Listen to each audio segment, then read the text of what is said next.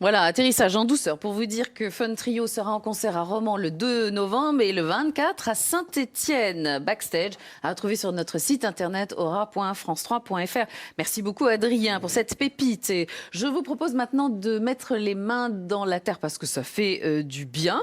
Avec celui qui a eu l'idée, il y a quelques années maintenant, de faire pousser des palmiers dans les Alpes. C'est gonflé, oui, oui. Entrée Renaud Delose, notre jardinier conseil qui va nous apprendre plein de petites trucs et astuces. Alors, bonjour Renaud. On a eu un été splendide hein, et on va parler tomates. Mais avant, je vous présente.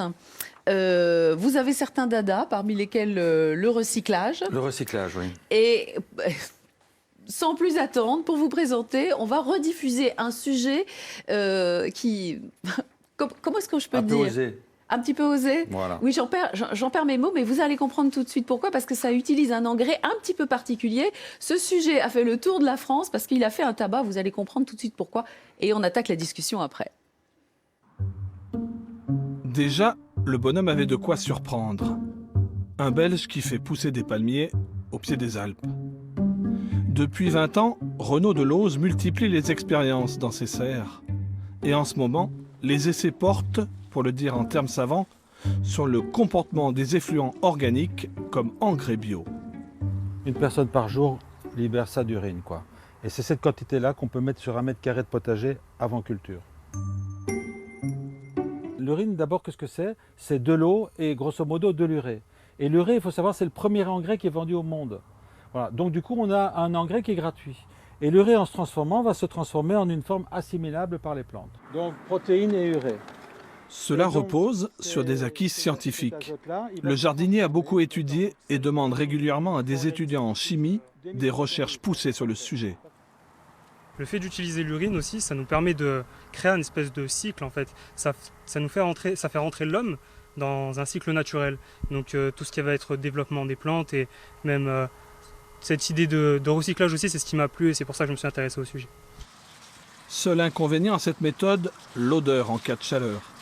Mais avec l'utilisation du compost, l'inconvénient s'évapore en 24 heures maximum. Bref, les clients sont conquis, les clientes aussi, à un détail près. Il faut mettre au point un stratagème. Bah, c'est compliqué quoi. Ouais. Bah non, justement, il faut faire pipi dans un arrosoir et après diluer, c'est ça le. Voilà. Non, mais avec mon ami, on a réfléchi à la question. On a des idées. Je suis très étonné de voir comme les gens acceptent bien l'idée de l'urine au jardin. Je suis vraiment étonné. Il y a même beaucoup de gens qui me disent mais finalement on revient à ce que faisaient les anciens. Méthode ancestrale donc, méthode naturelle. Un art du recyclage déjà adopté dans de nombreux pays et qui pourrait s'installer en France. Alors, si vous reste des questions, j'imagine que vous en avez plein. Est-ce qu'on fait pipi directement sur ces tomates? Eh ben non, pas du tout. Combien de fois par semaine? Est-ce qu'on dilue? Eh bien, il y a ce livre qui est sorti il y a quelque temps déjà, n'est-ce pas? L'urine de leur liquide au jardin. Et que vous avez réédité avec d'autres précisions. Oui, on est en train de faire une deuxième édition où on va plus préciser l'aspect de l'impact du sel alimentaire. Est-ce que c'est bon ou mauvais pour les plantes?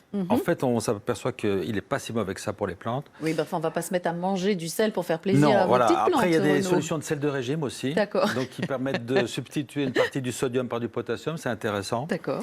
Et voilà. Et puis, alors aussi, on va aborder aussi les plantes qui sont capables de prendre carrément des doses importantes d'urine et qui pourraient produire de la biomasse qui serait utilisable pour faire du carburant, de la nourriture pour les animaux, des choses comme ça.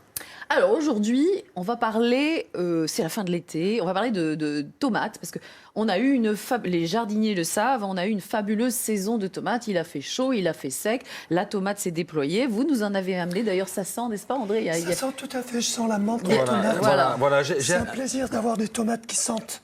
Merci. Des vrais. Oui, voilà. Alors, donc, je vous ai amené plusieurs échantillons de tomates et des façons de propager la tomate. Oui, parce que notre objectif, donc, c'est de prendre les graines pour faire nos petits plants la saison prochaine. On prépare déjà l'été prochain. Voilà, c'est ça. Alors, donc, du coup, on choisit une belle tomate. Alors, Oui. pourquoi une belle tomate? Parce qu'en fait, il y a plus de chances que cette belle tomate se reproduise quasi identiquement pour l'année prochaine. D'accord, Si on pas prend une petite rachitique. Non, on prend les belles tomates. Alors par contre, c'est pas du gaspillage parce qu'on va la manger, mais quand on la mange, on récupère les tomates, donc on recycle à nouveau. Rien ne se perd. Rien ne se perd, voilà, exactement. Donc du coup, voilà, donc on coupe la tomate et ensuite après, on enlève les petites graines qui sont là.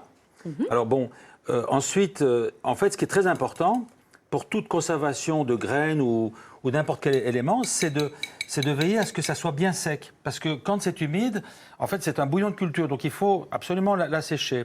Alors, la technique la plus simple que je propose, c'est sur du papier, ce qu'on appelle essuie-tout. Et essuie-tout, on ne donne pas de marque. Oui, c'est ça.